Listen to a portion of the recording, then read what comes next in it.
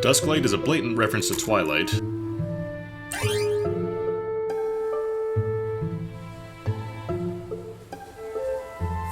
The Pilgrim's Guide to Origami is an attempt at comic relief, having such absurd claims as being better than Wikipedia Origamia, because it's made out of paper and has bandages for paper cuts.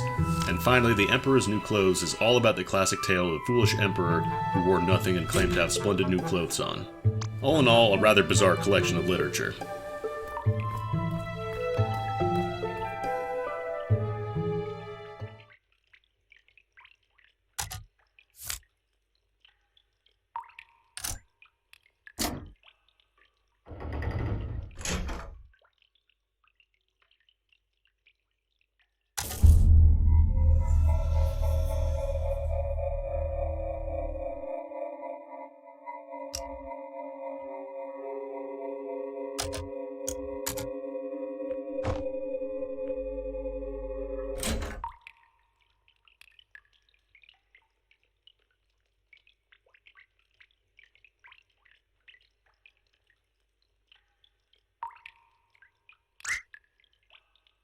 We get more details on why the basement is so bizarre. Turns out Johnny used it as his personal vault, with the locked room reserved for his most secret possessions. The kids continue to be mischievous, but for the most part their dialogue actually adds details and provides a decent background to the plot hooks presented here. Not sure why you would pick option 2, but even if you do so, you can still head outside through the main doors, where you're prompted whether you've changed your mind or not.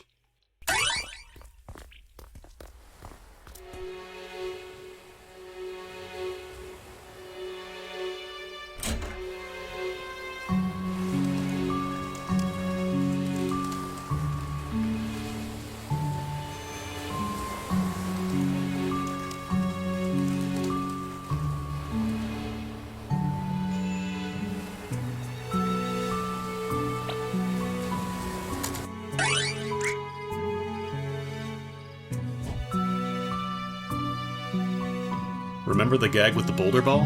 This scene exists mostly to justify it. It's adequate on its own, but the gag itself was too drawn out, tarnishing this somewhat.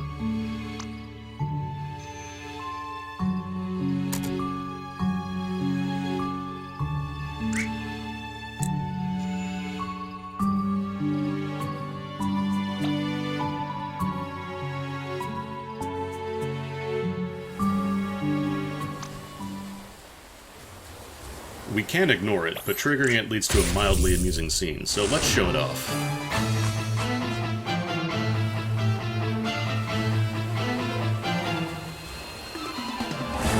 Just look at how disinterested Sarah and Tommy are. Neil is also missing some HP, foreshadowing some minor details way later.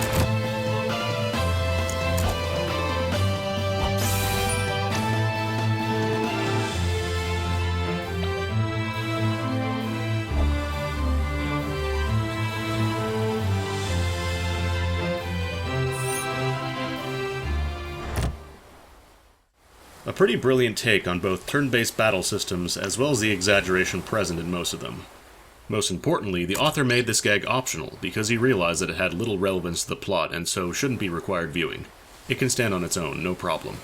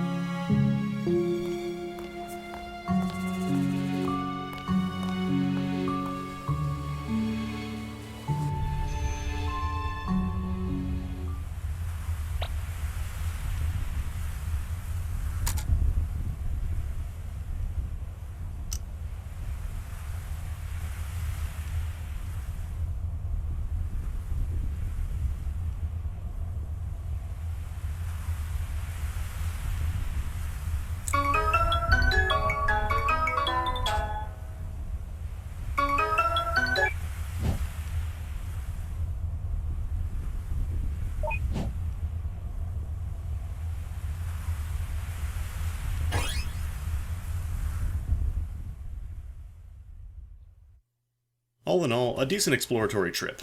There were some bits and pieces of gags, but they never took too much time off the main plot, and in the one place where they did, they were made completely optional.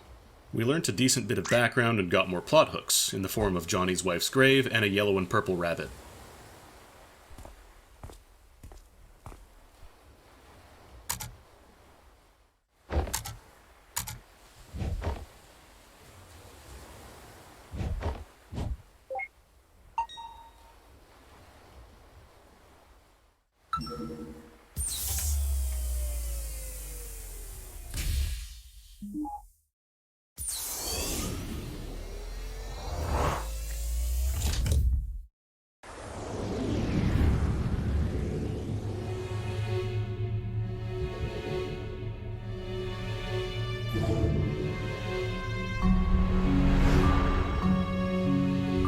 So yeah, this machine basically lets people view the memories of others. It also allows them to modify those, else this whole talk about fulfilling death wishes wouldn't mean much. Given the obvious ethical concerns this brings up, no wonder it's restricted to only be applicable to people on their deathbeds already. You have to wonder what the process for drafting laws and regulations for it must have been like, but that's a different topic entirely.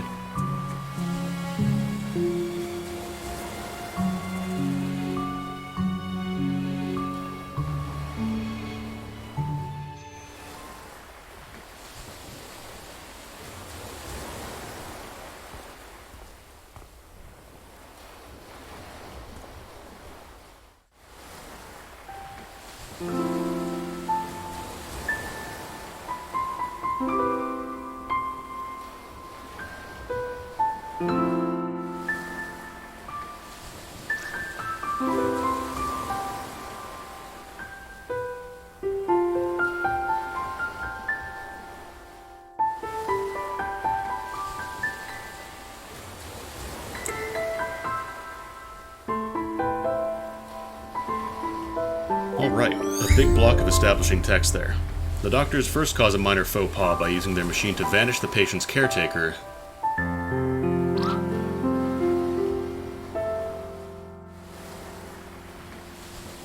then fight with each other before introducing their current task. You would think the priorities would be reversed, and you would also think that maybe using your awesome mind-bending powers to remove the sole company your patient has had for ages is maybe not prudent. Maybe.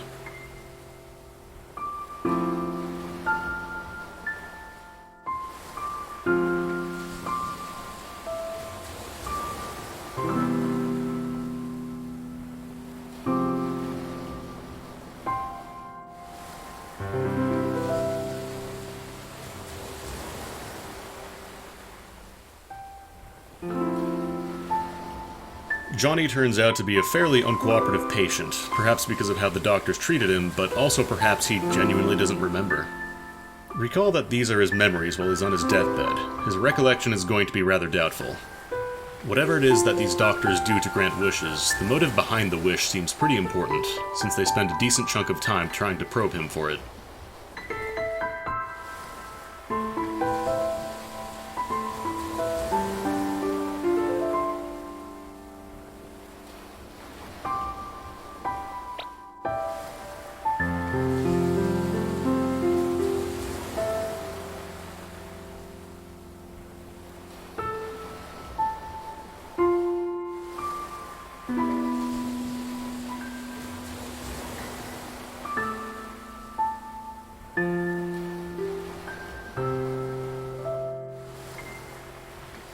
Eventually, they decide to do the smart thing and ask him for something to probe his memories by themselves even further, which leads to my next point.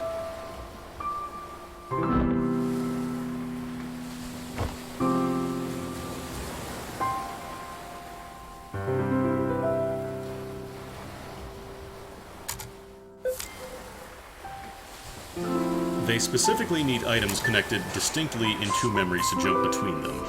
This seems rather inefficient, but given that this is already a sophisticated machine that allows reading and manipulating memories, it can be overlooked. Perhaps the tech to specifically look up important memories isn't there yet.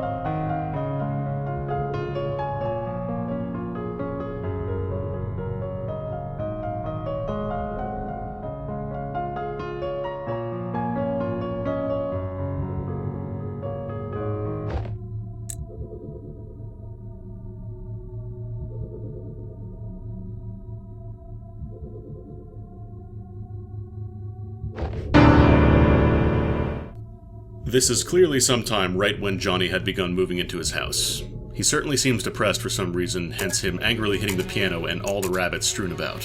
Remember, they were in his personal vault and the lighthouse back in present day, so they clearly mean something close to him. Perhaps it had something to do with his wife's death? She died just 2 years ago.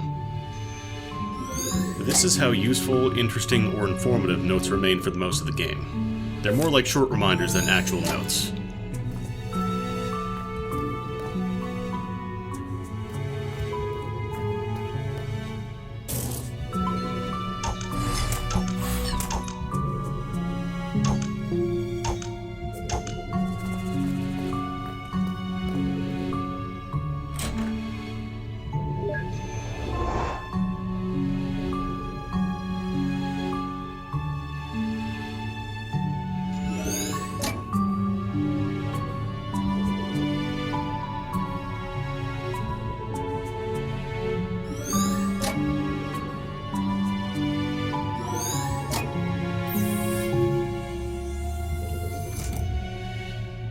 Not a whole lot learned in this memory. There were some personal belongings we were introduced to, like the Emperor's new clothes and the jar of pickled olives, but they remain hooks rather than messengers of the story. We also saw that Watts remains childish and the author keeps lengthening sequences with irrelevant bouts of slapstick humor.